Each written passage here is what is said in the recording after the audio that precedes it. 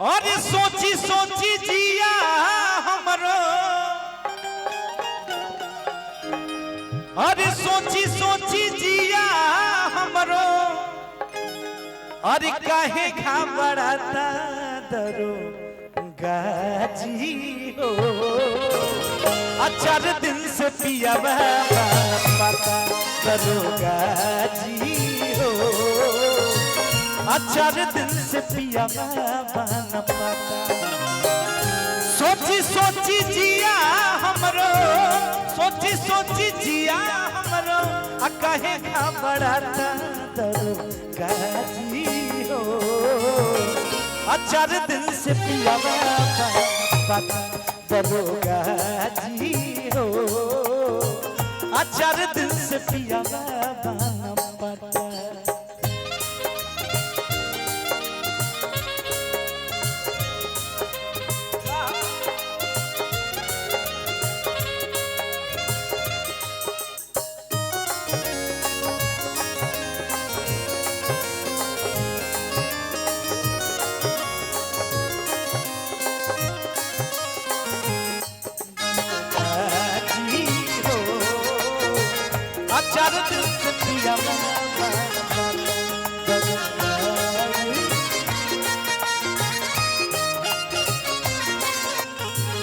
पुरस्कार बा भैया की तरफ से बार बार प्रणाम बा। सरबजीत भैया कि शहर में खोजनी बजरिया बजरिया,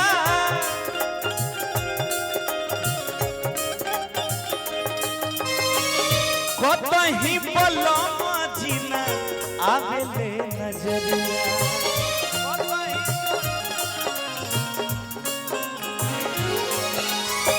कि सहरा में खोजनी बजरिया बजरिया, कतही बलम जीना आवेले नजरिया।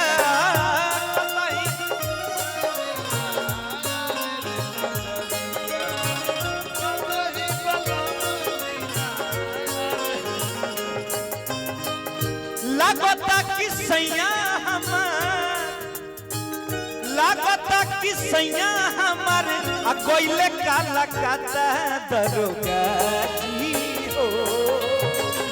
4 दिन से पिया पता दरोगा जी हो। 4 दिन से पिया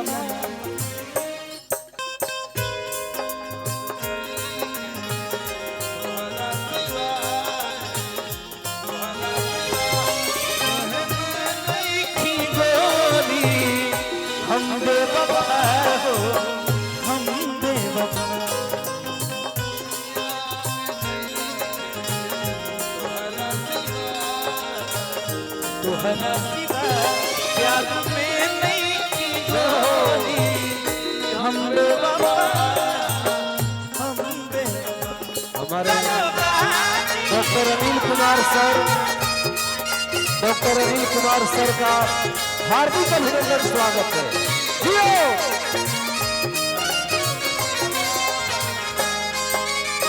देखिए पुरस्कार बा बड़े भैया लोग की तरफ से, चाचा लोग की तरफ से बार बार प्रणाम बा। कितना पुरान पुरान गीत बाप सबके आशीर्वाद प्यार मिलत रहला। और का बा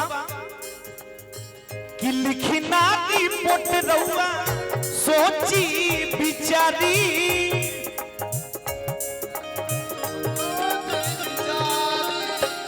देखिए डॉक्टर अनिल कुमार भैया की तरफ से पुरस्कार बा, हजारों हजार रुपया के। सारा कलाकार लोग की तरफ से बार बार प्रणाम, बार बार अभिनंदन बंदन बा। भाई यहां के जो सब कलाकार लोग दांत ठीक बा, दांत कभी खराब हो गए। छोटे बाबा के तनी दांत में प्रॉब्लम बा, जो हमें 19 पर गइल बा, सणसी से पकड़ के खींच देवे के काम। कि लिखी ना रिपोर्ट रहुआ सोची बिचारी,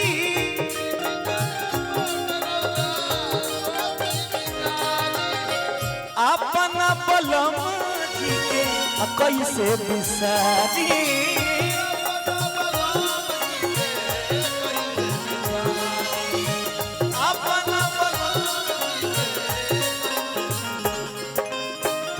उनके खातिर रोवे